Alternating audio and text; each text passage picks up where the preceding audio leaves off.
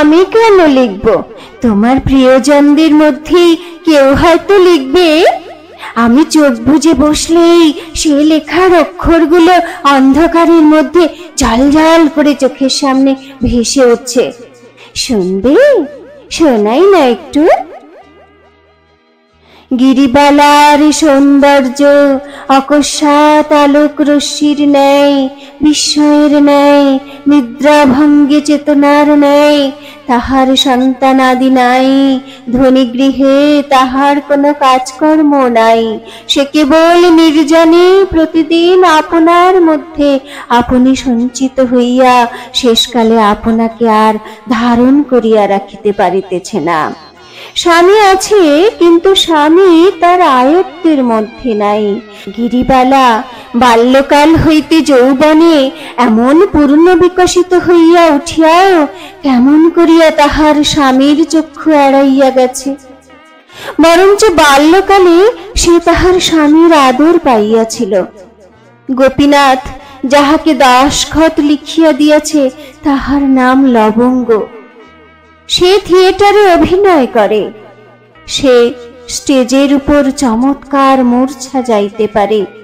সে যখন সানুনাসিক কৃত্রিম কাঁদুনির স্বরে হাঁপাইয়া হাঁপাইয়া টানিয়া টানিয়া আধু আধু উচ্চারণে প্রাণনাথ প্রাণেশ্বর করিয়া ডাক ছাড়িতে থাকে, তখন পাতলা ধুতির উপর ওয়েস্টকোট পরা ফুল মোজা মণ্ডিত দর্শক মণ্ডলী এক্সেলেন্ট এক্সেলেন্ট করিয়া উচ্ছ্বসিত হইয়া ওঠে। কাদম্বরী উসখুস করে আর থাকতে না পেরে এক ধমক দিয়ে থামিয়ে দেন। যা, কি সব গাঁজাখুরি গল্প বলছিস মালিনী? তোদের নতুন দাদা কি ওরকম ছাপোষা পোশাক পরেন? নাকি আমার নাম গিরিবালা? কেন এসব গিরিবালা গোপীনাথ লবঙ্গদের গল্প আমাকে শোনাচ্ছিস? তুমি চিনতে পারলে না নতুন বৌঠান? মালিনী বলে, ওটা তো তোমারই গল্প। দেখছো না, সবটাই তোমার জীবনের আদলে লেখা। সে তো তুই ইনিয়ে বিনিয়ে লিখেছিস। কাদম্বরী ফুঁসে ওঠেন। তোকে এত বিশ্বাস করি মালিনী, তুই কি করে পারলি আমাকে নিয়ে এমন কেচ্ছার গল্প ফাঁদতে? আমার যন্ত্রণা তোর কাছে হাসির খোরাক হলো। ছি। মালিনী কাদম্বরীর পায়ে মাথা রেখে বলে, নতুন বৌঠান, বিশ্বাস করো, আমি এসব মনে মনে ভাবিনি। আমি চোখ বুঝলে অনেক অদ্ভুত সব ব্যাপার ঘটে। না লেখা অক্ষরগুলো নিচে বেড়ায়, আমি পড়তে পারি। আজ তোমার সামনে বসতেই আমার মাথায় হুড়মুড় করে এসব লাইনগুলো আসছে। এ গল্প আমি লিখিনি, বিশ্বাস করো। এ ভাষায় আমি ভাবতেই পারি না। কে লিখবে, কখন লিখবে আমি জানি না, কিন্তু জানি এ লেখা সত্যি। যা যা, তুই আমার চোখের সামনে থেকে যা তো মালিনী। কাদম্বরী ওকে আর সইতে পারেন না। যত সব ভুতুড়ে কাণ্ড। রূপাকে বলেন, তুই রবির চিঠিগুলো আর একবার পড়ে শোনাতো রূপা। আর কতবার শুনবে নতুন বৌঠান? রূপা যেন মজা পায়। পড়ে পড়ে আমারই তো মুখস্থ হয়ে গেল। তবু পড়। কাদম্বরী বলেন, আমার ভালো লাগে। সেই যে মিস্টার আর মিসেস বেকার সারাক্ষণ ঝগড়া করেন, সেই চিঠিটা পড় না, বেশ মজা হবে। রূপা বিছানার উপর তাকিয়া ঠেস দিয়ে পড়তে থাকে। আমি দিনকতক আমার শিক্ষকের পরিবারের মধ্যে বাস করেছিলাম। সে বড় অদ্ভুত পরিবার। মিস্টার ব মধ্যবিত্ত লোক। তিনি লাটিন ও গ্রিক খুব ভালো রকম জানেন। তার ছেলেপুলে কেউ নেই। তিনি, তার স্ত্রী, আমি আর একজন দাসী, এই চারজন মাত্র একটি বাড়িতে থাকতাম। কর্তা আধবুড়ো লোক, অত্যন্ত অন্ধকার মূর্তি। দিন রাত খুঁত খুঁত খিট খিট করেন। নিচের তলায় রান্নাঘরের পাশে একটি ছোট্ট জানলাওয়ালা দরজা বন্ধ অন্ধকার ঘরে থাকেন। একে তো সূর্যকিরণ সে ঘরে সহজেই প্রবেশ করতে পারে না, তাতে জানলার উপরে একটা পর্দা ফেলা, চারদিকে পুরনো ছেঁড়া ধুলো মাখা নানা প্রকার আকারের ভীষণ দর্শন গ্রিক ল্যাটিন বইয়ের দেওয়াল ঢাকা। ঘরে প্রবেশ করলে একরকম বদ্ধ হাওয়ায় হাঁপিয়ে উঠতে হয়। এই ঘরটা হচ্ছে তার স্টাডি, এইখানে তিনি পড়েন আর পড়ান। তার মুখ সর্বদাই বিরক্ত। আঁটো বুট জুতো পড়তে বিলম্ব হচ্ছে, বুট জুতোর উপরে চটে ওঠেন। যেতে যেতে দেয়ালের পেরেকে তার পকেট আটকে যায়, রেগে ভুরু কুকড়ে ঠোঁট নাড়তে থাকেন। তিনি যেমন খুঁতখুঁতে মানুষ, তার পক্ষে তেমনি খুঁতখুঁতের কারণ প্রতি পদে জোটে। আসতে যেতে হুচট খান, অনেক টানাটানিতে তার দেরাজ খোলে না, যদি বা খোলে তবু যে জিনিস খুঁজছিলেন তা পান না। একদিন সকালে তার স্টাডিতে এসে দেখি তিনি অকারণে বসে বসে ভ্রুকুটি করে করছেন।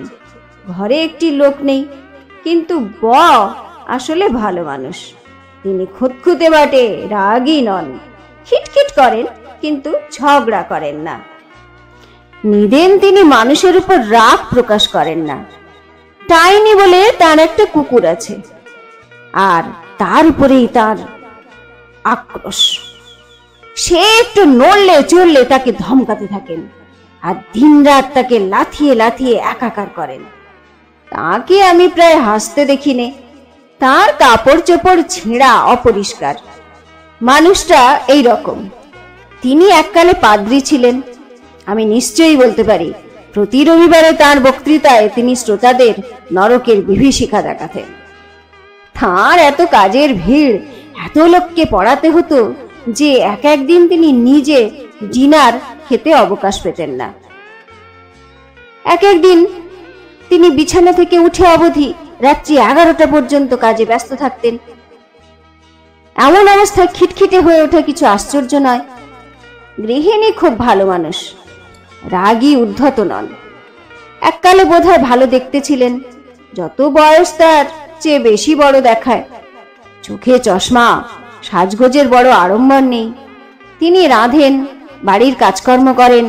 ছেলে পিলে নেই, সুতরাং কাজকর্ম বড় বেশি নয়। আমাকে খুব যত্ন করতেন। খুব অল্প দিনেতেই বোঝা যায় যে দম্পতির মধ্যে বড় ভালোবাসা নেই। কিন্তু তাই বলে যে দুজনের মধ্যে খুব বিরোধ ঘটে তাও নয়। অনেকটা নিঃশব্দে সংসার চলে যাচ্ছে। মিসেস কখনো স্বামী স্টাডিতে যান না। সমস্ত দিনের মধ্যে খাবার সময় ছাড়া দুজনের মধ্যে দেখাশোনা হয় না। খাবার সময় দুজনে চুপচাপ বসে থাকেন। খেতে খেতে আমার সঙ্গে গল্প করেন, কিন্তু দুজনে পরস্পর গল্প করেন না। বর আলুর দরকার হয়েছে। তিনি চাপা গলায় মিসেসকে বললেন, সাম পটাটোস। প্লিজ কথাটা বললেন না, কিংবা শোনা গেল না। মিসেস বলে উঠলেন, I wish you were a little more polite. বললেন, I did say please. Mrs বললেন, I did not hear it. বললেন, It was no fault of mine. এইখানেই দুই পক্ষ চুপ করে রইলেন। মাঝে থেকে আমি অত্যন্ত অপ্রস্তুতে পড়ে যেতেম। একদিন আমি ডিনারে যেতে একটু দেরি করেছিলাম। গিয়ে দেখি মিসেস বকে ধমকাচ্ছেন। অপরাধের মতো তিনি মাংসের সঙ্গে একটু বেশি আলু নিয়েছিলেন। আমাকে দেখে মিসেস ক্ষান্ত হলেন। মিস্টার সাহস পেয়ে শোধ তোলবার জন্য দ্বিগুণ করে আলু নিতে লাগলেন। মিসেস তার দিকে নিরুপায় মর্মভেদী কটাক্ষপাত করলেন। দুই পক্ষকে যথারীতি ডিয়ার ডার্লিং বলে ভুলেও সম্বোধন করেন না, কিংবা কারো খ্রিস্টান নাম ধরে ডাকেন না।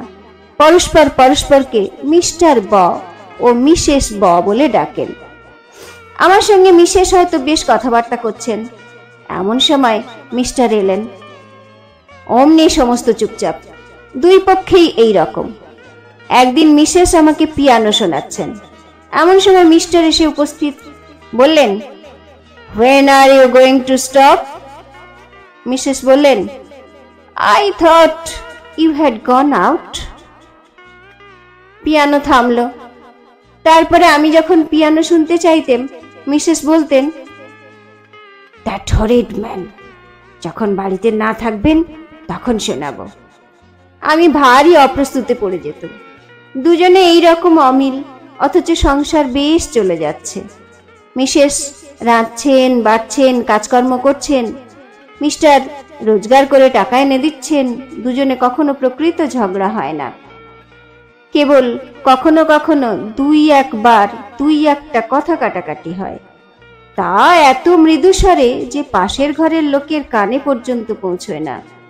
যা হোক, আমি সেখানে দিন কতক থেকে বিব্রত হয়ে সে অশান্তির মধ্যে থেকে চলে এসে বেঁচেছি।